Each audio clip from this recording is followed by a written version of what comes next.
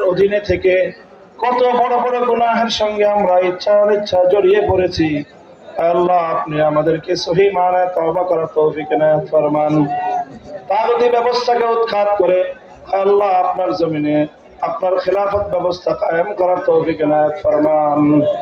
আল্লাহ এই মাদারিস মাসাজিদ মারাকিজ গুলোকে আপনি কবুল ফরমান।